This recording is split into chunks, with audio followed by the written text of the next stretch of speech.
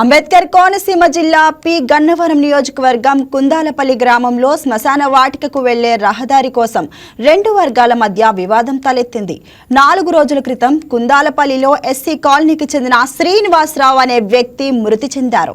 మృతదేహాన్ని గ్రామస్తులు, బంధువులు అంత్యక్రియల నిమిత్తం కుందాలపల్లి రహదారి గుండా శ్మశాన వాటికకు తరలిస్తూ ఉండగా మరో వర్గం అడ్డుకుంది. దీంతో రెండు వర్గాల మధ్య చెలరేగిన వాగ్వాదం స్వల్ప ఘర్షణకు దారితీసింది.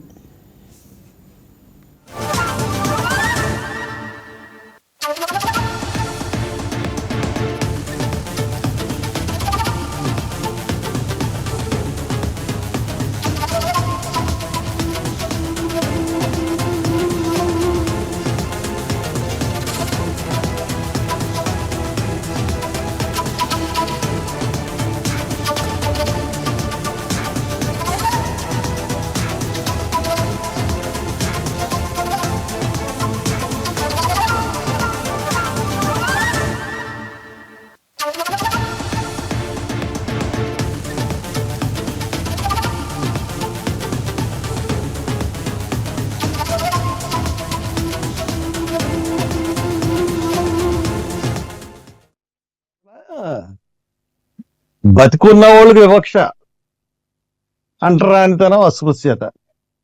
చచ్చిపోయినాడు కూడానా? ఇది అసలు బాలే.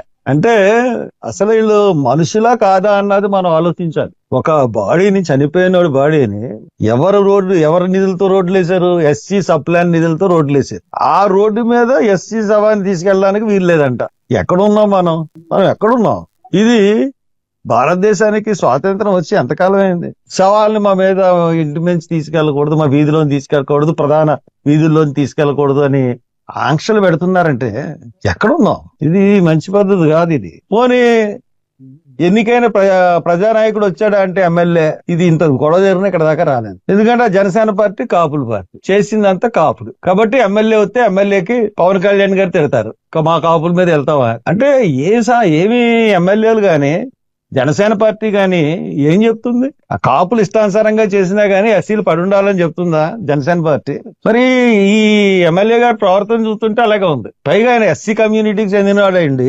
ఒక ఎస్సీ శవాన్ని వీధుల గుండా నడవకూడదు, ఎస్సీలు శవాన్ని తీసుకుని అంటే, ఇప్పుడు పెళ్లి చేసుకున్నారు, రోడ్డుకి అడ్డంగా టెంట్ వేశారు, 3 రోజులు ఉంచుకుంటారు టెంట్, పందిరి 3 రోజులు ఉంచుకుంటారు, లేకపోతే 1 రోజులు ఉంచుకుంటారు, లేకపోతే 9 రోజులు ఉంచుకుంటారు. కానీ ఎక్కువ ఉంచుకోరు కదా. కొందాలపల్లి గ్రామం, ఈ గన్నవరం మండలం. సోమవారం ఒక దళిత సామాజిక వర్గానికి చెందినటువంటి కాట్రు శ్రీనివాస్ అనేటువంటి వ్యక్తి చనిపోవడం జరిగింది. మరి అతను దహన సంస్కారానికి, అంత్యక్రియలకు తీసుకువెళ్ళడానికి దళిత గ్రామానికి చెందినటువంటి వ్యక్తులందరూ కూడా తీసుకెళ్తున్నారు. కానీ అక్కడ ఉన్నటువంటి కాపు సామాజిక వర్గానికి చెందినటువంటి వ్యక్తులు మా రోడ్లోంచి, మా ఇంట్ల మీద నుంచి మీరు ఏ విధంగా తీసుకెళ్తారని చెప్పేసి ఆ బాడీని అక్కడ ఆపి, ఎవరైతే ఒక సామాజిక వర్గం, అవతల కాపు సామాజిక వర్గానికి సంబంధించిన వ్యక్తులు దౌర్జన్యంగా ఆ డెడ్ బాడీని కూడా కింద పడేసి వీళ్ళ మీద, మాల సామాజిక వర్గానికి సంబంధించిన వ్యక్తుల మీద దాడి చేశారు. పోలీసుల సమక్షంలోనే ఈ దాడి జరిగినప్పటికీ కూడా పోలీసులు చూస్తూ ఉండిపోయారు తప్పించి, కనీసం వారిని వీళ్ళ మీద దాడి చేస్తున్నారు, మానవత్వం లేకుండా ఒక డెడ్ బాడీని తీసుకెళ్తుంటే ఆపుతున్నటువంటి వ్యక్తుల మీద పోలీసులు ఎటువంటి యాక్షన్ తీసుకోలేదు.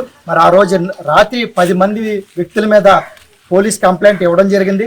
మరి 2 రోజులు కావస్తున్న ఈ రోజు వరకు కూడా వాళ్ళ మీద ఎఫ్ఐఆర్ నమోదు చేయలేదు. మరి భారత రాజ్యాంగం అమలులోకి వచ్చిన ఈ రోజుకి కూడా 2026 ఇంత అప్డేట్ జరుగుతున్నారు, ఇన్ని సంవత్సరాలు జరిగినా కూడా కనీసం ఇంత దౌర్జన్యంగా, ఇది ఒక ఎస్సీ సప్లాన్ రోడ్డు, ఇది మా రోడ్లో ఇక్కడ ఉన్నట్టు వాళ్ళు ఉంటున్నారు. ఇక్కడ కనీసం బాడీని తీసుకెళ్తుంటే మానవత్వం లేకుండా వాళ్ళు అడ్డగించడం జరిగింది.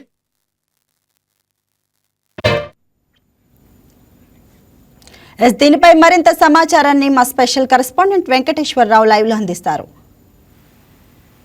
వెంకటేశ్వరరావు, చెప్పండి, మరి ఈ అంబేద్కర్ కోనసీమ జిల్లా కుందాలపల్లి గ్రామంలో శ్మశాన వాటికకు వెళ్లే దారి కోసం రెండు వర్గాల మధ్య వివాదం తలెత్తడం మనం చూస్తున్నాము.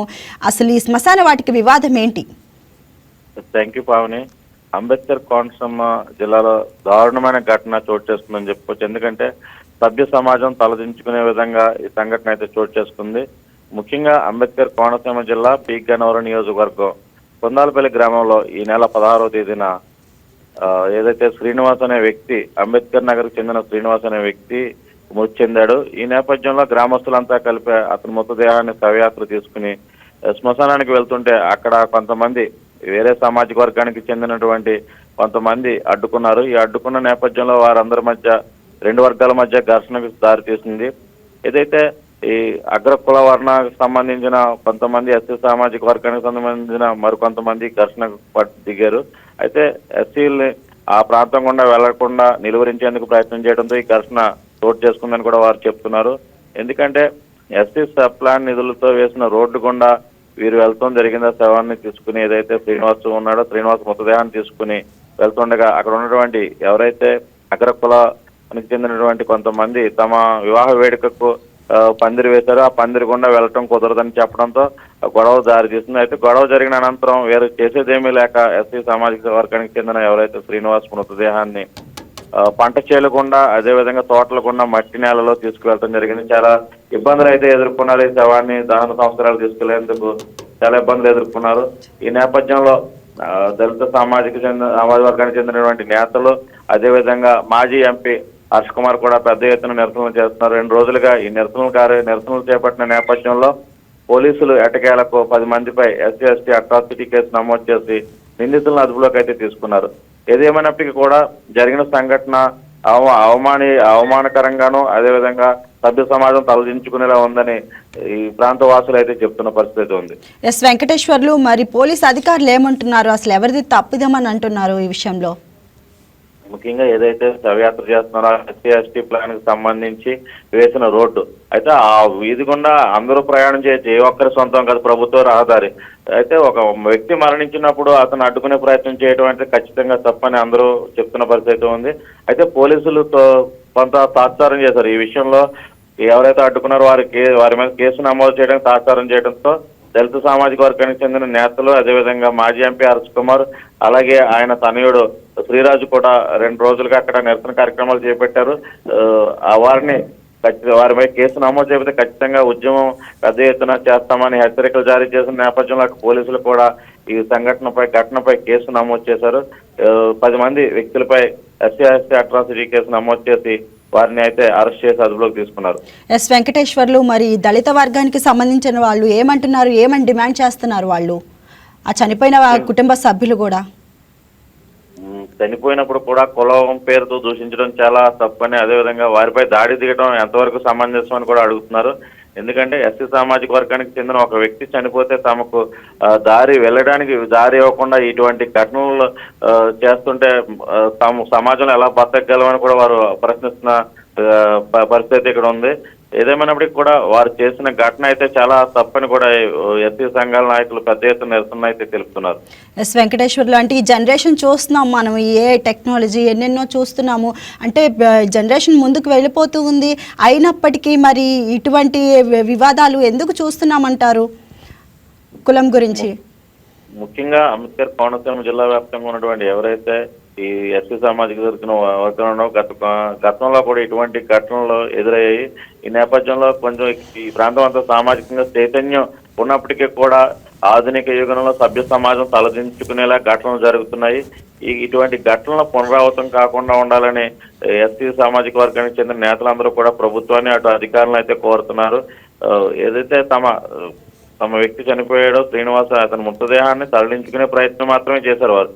అది నేరం కాదు. దానికి ప్రభుత్వం నిర్మించిన రోడ్లో వారు వెళ్ళటం చేసిన తప్పేంటి? తమని పై దాడి చేయడానికి ఎటువంటి హక్కు ఇచ్చారని కూడా వారు ప్రశ్నిస్తున్న పరిస్థితి ఉంది. ఇటువంటి తరుణంలో పోలీసులు చర్యలు తీసుకున్న వారిపై, ఎవరైతే దాడికి దిగుబడ్డారో వారిపై చర్యలు తీసుకోవడం మానేసి నిమ్మకు నీరెత్తున్నట్టు వ్యవహరిస్తుండడంతో ఏదైతే ఆ ప్రాంత ప్రజలను, అంబేద్కర్ నగర్కి చెందిన వాసులంతా కూడా నిరసన వ్యక్తం చేసి దళిత సంఘాల నేతలకు పిలుపునిచ్చారు. ఈ నేపథ్యంలో వారంతా కూడా గ్రామానికి చేరుకుని ఆందోళన చేపట్టడంతో సమస్య మరింత ముదిరే అవకాశం ఉన్న నేపథ్యంలో పోలీసులు కూడా చర్యలకు ఉపక్రమించారు. వీరందరిపై ఎవరైతే దాడికి దిగబడ్డారో 10 మందిపై కేసులు నమోదు చేసి వారిని అరెస్ట్ చేయడం జరిగింది. ఎస్ వెంకటేశ్వర్లు, అంటే మరి దళిత వర్గానికి ఏదైతే ఆంక్షలు పెట్టిన వర్గము, మరి వాళ్ళు చేసిన తప్పు అని ఒప్పుకున్నారా? ఖచ్చితంగా ఒప్పుకోవాల్సిన పరిస్థితి అయితే ఉంది. కానీ ప్రస్తుతం వీరంతా కూడా పోలీసులు అదుపులో తీసుకోవడంతో ఎటువంటి విషయం రిలీజ్ చేయలేదు. ఏంటంటే ఎటువంటి ఆందోళన చేయొద్దని ఎస్పీ అయితే వారి నుంచి హామీ కోరారు. ఎందుకంటే ఖచ్చితంగా వీరు ఎవరైతే దాడిలో గాయాల పాలయ్యారో వాళ్ళందరికీ కూడా న్యాయం జరిగేలా ప్రభుత్వం తరఫున, అదేవిధంగా వీరందరిపై చట్టపరమైన దాడికి దిగుబడి వరకు చట్టపరమైన చర్యలు తీసుకుని వీరికి ఎటువంటి ఇబ్బంది ఏర్పడకుండా తగు హామీ ఇవ్వడంతో ఈ ప్రస్తుతం ఇక్కడ విషయం అయితే సద్దుమరిగిందని చెప్పుకోవచ్చు. అధికారులు ముందు ఇటువంటివి జరగకుండా ఎటువంటి చర్యలు తీసుకుంటామని అంటున్నారు? ముఖ్యంగా కుల వివక్ష అనేది చాలా దారుణమైన విషయం అని, ఇటువంటి సంఘటనలు పునరావృతం కాకుండా చట్టాలు అయితే కఠినంగా ఉన్నాయని చెప్పడం కూడా జరిగింది. అదేవిధంగా ఎవరైతే దాడికి పాల్పడ్డారో వారందరిపై కఠిన చర్యలు తీసుకుని వారందరూ కూడా రిమాండ్కి తరలిస్తున్నామని చెప్తున్నారు. అలాగే భవిష్యత్తులో ఇటువంటి సంఘటనలు పునరావృతం కాకుండా ఎవరైనా ఇటువంటి ఘటనలకు పాల్పడితే చట్టపరమైన కఠిన నిర్ణయాలు, కఠిన చర్యలు తీసుకుంటామని పోలీసులు అయితే హెచ్చరిస్తున్నారు. Thank you Venkateshwar.